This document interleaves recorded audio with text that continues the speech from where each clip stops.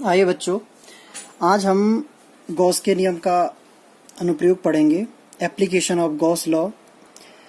इसके अंतर्गत अनंत लंबाई के एक समान आवेशित तार के कारण वैद्युत क्षेत्र, अनंत पृष्ठीय क्षेत्रफल के एक समान आवेशित चादर के कारण वैद्युत क्षेत्र, गोलीय कोश के कारण वैद्युत क्षेत्र, ठोस गोले के कारण वैद्युत क्षेत्र। आज हम सर्वप्रथम अनंत लंबाई के एक समान आवेशित तार के कारण वैद्युत क्षेत्र का मान किसी बिंदु पर ज्ञात करेंगे। इसके लिए सर्वप्रथम यहाँ पर देखिए, हमने एक समान आवेशित तार लिया है जिसमें कि आवेश एक समान रूप से वितरित हुआ है।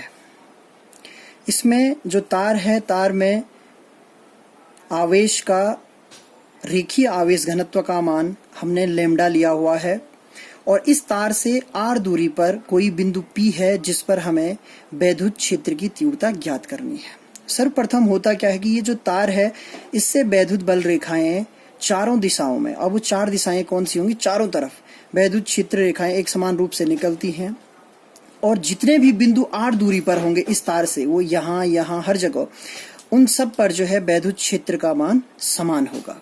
इसके लिए हम क्या करते हैं कि ऐसी कौन सी आकृति होगी जिस पर कि ये वैद्युत क्षेत्र का मान एक समान होगा, तो वो होगा बेलनाकार पृष्ठ। तो हम क्या करते हैं, ठीक r त्रिज्या का एक बेलनाकार पृष्ठ लेते हैं। अब हम तार की लंबाई को अनंत न लेते हुए केवल l लंबाई का तार ले रहे हैं। एक हमने क्षेत्र लिया उसका और उसमें हम केवल l लंबाई का तार ले रहे हैं। तो इससे जो पृष्ठ बना, जिसको हम गॉसियन पृष्ठ कहते हैं, वो बेलनाकार हुआ। अब इसके तीन बिंदुओं पर हम चर्चा करते हैं। एक बिंदु यहाँ है, एक यहाँ है और एक यहाँ है। ये और ये बिंदु दोनों, इनसे देखा जाए तो कोई भी वैद्युत बल रेखाएं पासेस थ्रू नहीं होती है, गुजरती नहीं है। या एक तरीके से और देख सकते हैं, यहाँ पे जो क्षेत्रफल सदिश है और जो वैद्युत क्षेत्र है उनके बीच 90 डिग्री का कोण है। इस बेलनाकार गॉसियन पृष्ठ से वैद्युत फ्लक्स का मान ज्ञात करने के लिए P बिंदु के चारों ओर हमने जो सूक्ष्म क्षेत्रफल ds लिया है, उससे कितना फ्लक्स गुजरेगा, उसके लिए d phi is equals to E dot ds या E ds cos 0। यहाँ पे E और ds एक दूसरे के समांतर हैं, इसलिए cos 0 आएगा।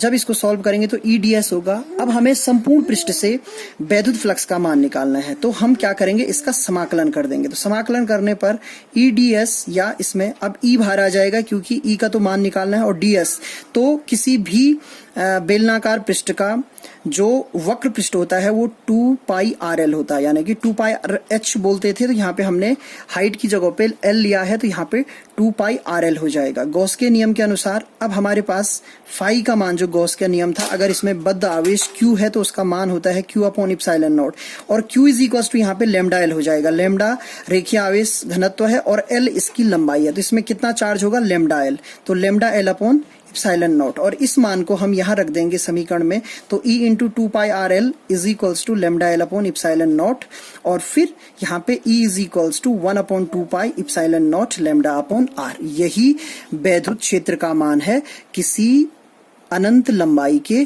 तार के कारण किसी बिंदु पर। अब यहाँ पर सबसे इम्पोर्टेंट ये है कि यहाँ पे जो दूरी है वो RI है, यानी कि यहाँ पे R स्क्वायर के रूप में नहीं है, और दूसरा ये आवेश के मान पे निर्भर न करके रेखीय आवेश घनत्व पर निर्भर कर रहा है।